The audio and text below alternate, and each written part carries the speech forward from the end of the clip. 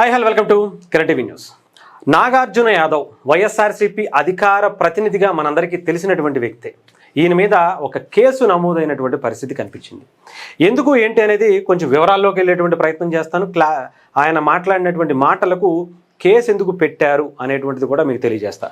ఇక్కడ కేంద్రం నిధులను పవన్ కళ్యాణ్ పక్కదారి పట్టించారు అనేటువంటి వ్యాఖ్యలు సదరు అధికార ప్రతినిధిగా, ఒక పార్టీకి అధికార ప్రతినిధిగా ఆయన ఉంటూ ఎటువంటి ఆధారాలు కానీ ఎటువంటి విషయ పరిజ్ఞానం కానీ లేకుండా ఆరోపణలు చేసినటువంటి వైఎస్ఆర్సీపీ పార్టీ అధికార ప్రతినిధి నాగార్జున యాదవ్ మీద కేసు పెట్టడం జరిగింది.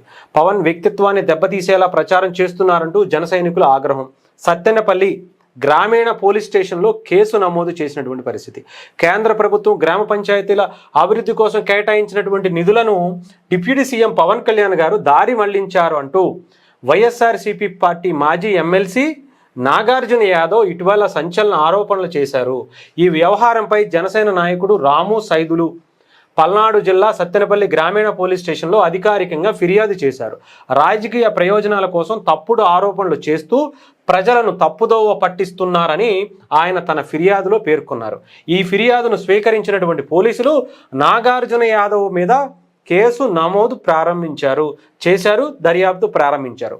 కాగా నాగార్జున యాదవ్ చేసినటువంటి వ్యాఖ్యలు పూర్తిగా నిరాధారం అని, ప్రభుత్వంపై ప్రజల్లో అపోహలు సృష్టించేలా ఉన్నాయని జనసేన పార్టీ వర్గాలు తీవ్రంగా మండిపడ్డాయి. ప్రభుత్వ ప్రతిష్టను, పవన్ కళ్యాణ్ గారి వ్యక్తిత్వాన్ని దెబ్బతీసేలా ప్రచారం సాగుతుందని పార్టీ శ్రేణులు ఆగ్రహం వ్యక్తం చేశాయని చెప్పారు.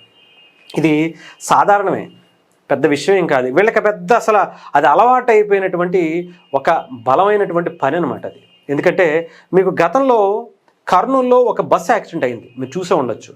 హైదరాబాద్ నుంచి అంటే తెలంగాణ నుంచి కర్ణాటక బెంగళూరు వెళ్ళేటువంటి ఒక బస్సు యాక్సిడెంట్ అయితే దానికి కారణం ఆంధ్రప్రదేశ్లో ఉన్నటువంటి మద్యానికి సంబంధించి కల్తీ మద్యం వల్ల అని చెప్పి ఒక న్యూస్ని స్ప్రెడ్ చేశారు. మీకు అందరికీ బాగా తెలిసే ఉంటుంది. ఆమె కూడా అధికార ప్రతినిధి, మన శ్యామల గారి నటి శ్యామల గారు పాపం ఆమె ఒక వార్త చెప్పేసింది.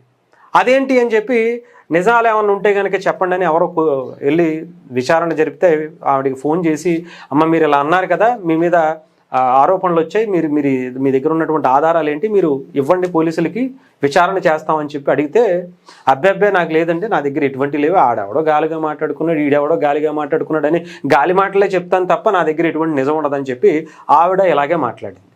ఇప్పుడు అదే పార్టీకి సంబంధించినటువంటి ఇంకొక అధికార ప్రతినిధి కూడా ఇలాంటి గాలి మాటల్నే, ఆయన దగ్గర ఎటువంటి ఆధారాలు ఉండవు. అసలు వీళ్ళ అధికారంలో ఉన్నటువంటి ఒక పార్టీకి సంబంధించి 5 ఏళ్ళు ఉన్నారు. మినిమం కామన్ సెన్స్, ఆధారాలు చూపించటం అనేది మినిమం కామన్ సెన్స్ చూపించాలిగా.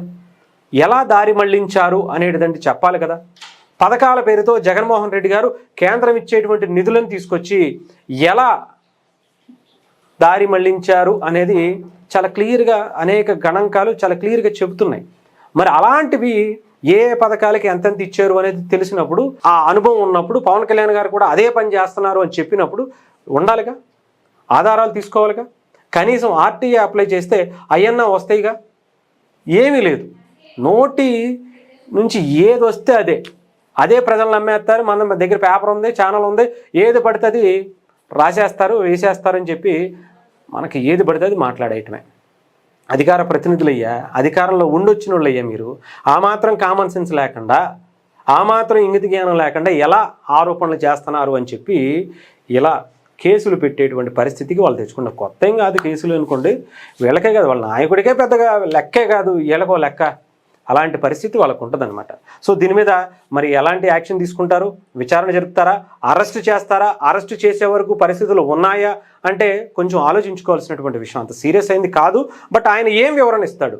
ఇలాగే గాలి మాటలు చెప్పాను అని చెప్పి చెప్తాడా? ఏమన్నా ఆధారాలు చూపిస్తాడా? ఆధారాలు చూపించకపోతే మేము గాలి మాటలు మాట్లాడతాం, మా దగ్గర నిజాలు అనేవి సచ్చినా ఉండవు అనేటువంటి దాన్ని ఒప్పుకునేటువంటి పరిస్థితి ఉందా అని చెప్పి నాగార్జున యాదవ్ గారికి సంబంధించి విచారణ చేస్తే తెలియాల్సినటువంటి పరిస్థితి ఉంది. చూద్దాం ఏం జరుగుతుందో.